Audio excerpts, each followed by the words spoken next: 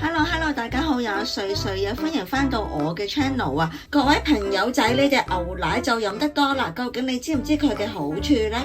佢有個優質嘅蛋白質啦，豐富嘅鈣質同埋維生素 B2 等等嘅營養㗎。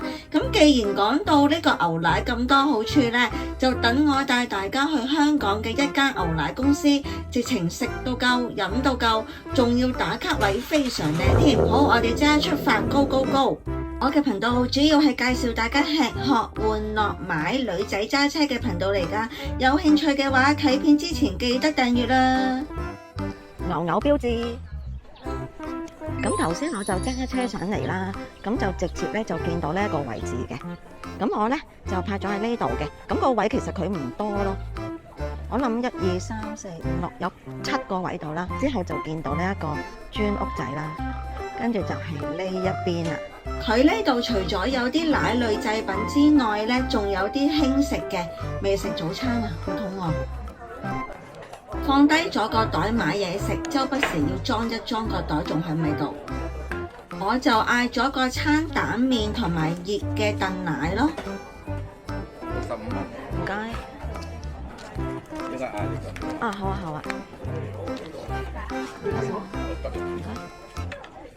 燉奶攞咗先啊！呢個牛景好靚啊！我就係因為呢個景而嚟打卡。附近有條行山徑㗎，所以有啲行山人士都會嚟呢度食嘢。打卡真係好鬼靚。25呢度唔該。好嘢！我個餐蛋麵到咗。原來會送㗎喎，我以為要行埋去攞嘅添。雖然佢只係一碗普通嘅餐蛋麵，但係唔係誇張，佢係我暫時食過最好味嘅餐蛋麵。佢個午餐肉啦又煎過啦，個肉味又好濃喎，真係幾好味喎呢碗嘢，唔錯唔錯。佢嘅價錢係碗麵都係36蚊咋，個燉奶就29蚊，非常抵。我嗌咗個熱嘅燉奶咯，個質地係結身少少嗰隻咯。try 佢先，哇，個奶味好濃咯。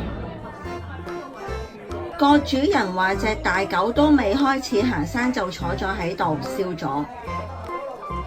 嗰度食完嘢呢，要自己拎返去回收處嘅，唔好擺喺度啊！做個有手尾嘅香港人啊！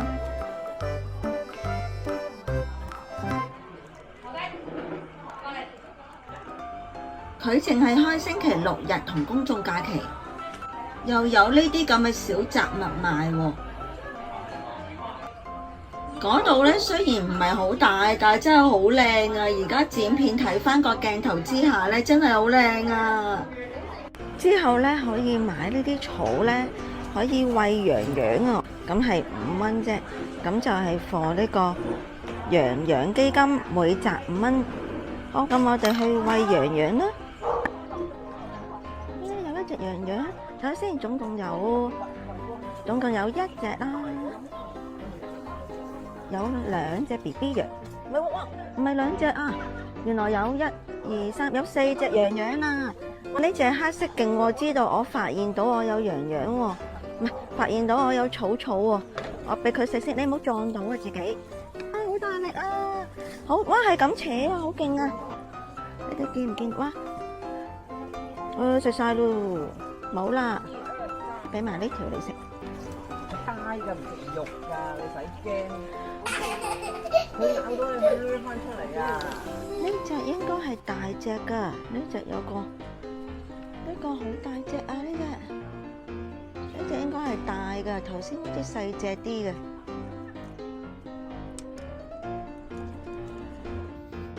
嗰度呢，真係其實唔可以 hea 足全日嘅，不過如果你過開元朗，又或者去開行山都可以去睇嘅，值得嘅。頭先食嘢嗰度呢，就冇廁所嘅，要揸返架車呢落嚟頭先經過嘅路口呢，嗰度就有個公廁嘅，咁架車呢就可以泊喺側邊，就過對面廁所就 OK 㗎喇。就算行路落返廁所都好近嘅啫，喺個牛餐廳嘅門口下邊咯。如果覺得我都拍得唔錯嘅話，記得訂閱、讚好、分享啊！拜拜。